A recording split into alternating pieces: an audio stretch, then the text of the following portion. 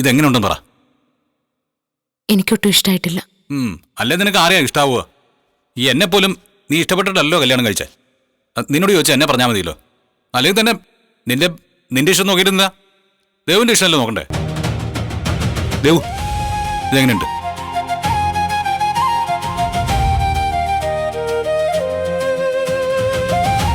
ഈ ചെക്കൻ എങ്ങനെയുണ്ടെന്നാ ചോദിച്ചേ.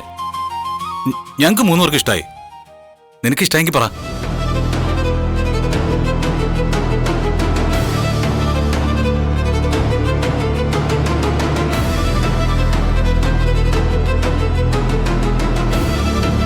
ആ അമ്മേ, നിർമ്മൽ എന്നാണ് ചെറുക്കൻ്റെ പേര്. പേര് പോലെ തന്നെ നിർമ്മലമായ മനസ്സുള്ളവനാ. എനിക്കിവൻ്റെ ഫാമിലിയെ നേരത്തെ തന്നെ അറിയാം. ഞാൻ ദേവിൻ്റെ കാര്യം എൻ്റെ സുഹൃത്തുക്കളോട് പറഞ്ഞിരുന്നു. അങ്ങനെ എൻ്റെ ഒരു ഫ്രണ്ട് വഴിയാ ഈ ആലോചന കൊണ്ടുവന്നത്.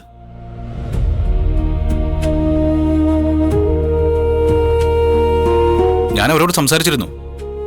അവർക്ക് നല്ല താല്പര്യമുണ്ട്.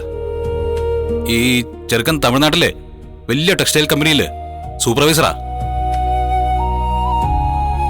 നല്ല കുടുംബം. ദേവുവിന് ഫോട്ടോ കണ്ട് ഇഷ്ടപ്പെട്ടെങ്കിൽ അവരോട് ഇപ്പൊ തന്നെ ഇങ്ങോട്ട് വരുന്ന കാര്യം പറയാം.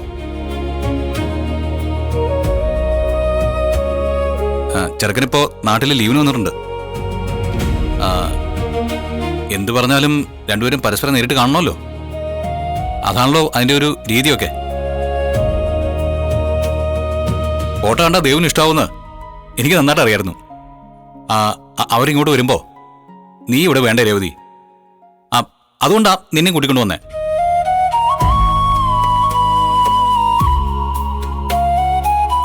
എന്തായാലും ദേവുന് ഇഷ്ടായല്ലോ. ഇത്രയും സുന്ദരനായ ഒരാളെ ആരാ ഇഷ്ടപ്പെടാതിരിക്കുക? ഞാൻ അവരെ വിളിച്ച് വരാൻ പറയട്ടെ. ഇപ്പൊ വിളിച്ചു പറഞ്ഞാ ഒരു 1.5 മണിക്കൂറിനകം അവരിവിടെ എത്തും. അല്ലേ? ഞാനേ ഇപ്പൊ തന്നെ വിളിക്കാം. വിളിക്കണ്ട സച്ചേട്ടാ. അതെന്താ, നിനക്കിഷ്ടായില്ലേ? അദ്ദേഹത്തിന് തമിഴ്നാട്ടിലല്ലേ ജോലി. എനിക്കാണെങ്കി ഇവിടെ. കല്യാണം കഴിഞ്ഞാ ഒന്നിച്ച് കഴിയണം. അതുകൊണ്ട് ഇത് ശരിയാവില്ല. അല്ല, കല്യാണം കഴിഞ്ഞു കഴിഞ്ഞാൽ അവൻ നിന്നെ അങ്ങോട്ട് കൊണ്ടുപോയില്ലേ? ഇവിടുത്തെ ജോലിയൊക്കെ പോട്ടെന്നേ. ഇരട്ടി ശമ്പളം കിട്ടുന്ന ജോലി അവിടെ അവൻ ശരിയാക്കി തരില്ലേ? അതവൻ പറഞ്ഞായിരുന്നു. നിന്റെ ആഗ്രഹം പോലെ തന്നെ രണ്ടുപേർക്ക് ഒരുമിച്ച് അവിടെ കഴിയാം. ഇവിടുത്തെ ജോലി ഒഴിവാക്കുന്നതിനോട് എനിക്ക് താല്പര്യമില്ല.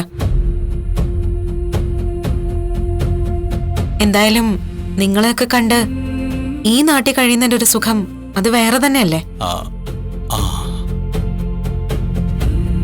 എനിക്ക് നാട്ടിലെ ജോലിയുള്ള ഒരാൾ മതി. നിന്റെ ഡിമാൻഡ് എന്തൊക്കെയാണെന്ന് ചോദിക്കാൻ ഞാനങ്ങ് വിട്ടുപോയി. ഇപ്പൊ എന്തായാലും എനിക്ക് ഡിമാൻഡൊക്കെ മനസ്സിലായി. കുഴപ്പമില്ല, ഞാൻ നാട്ടിൽ ജോലിയുള്ള വേറെ ആരെങ്കിലും നോക്കാം. കണ്ടോ, അവളുടെ മനസ്സ് മാറുന്നുണ്ട്. അവളാ ചെകുത്താനെ മറന്നു. അതുകൊണ്ടാണല്ലോ നാട്ടിൽ നിന്ന് ജോലിയുള്ള ആള് മതി എന്ന് പറഞ്ഞേ. നിങ്ങൾ കണ്ടോ, ഇതിനേക്കാൾ നല്ലൊരു ബന്ധം ഞാൻ ദേവിന് കൊണ്ടുവരും. ഉറപ്പാ. അവളുടെ കല്യാണം പെട്ടെന്ന് തന്നെ നമുക്ക് നടത്താം.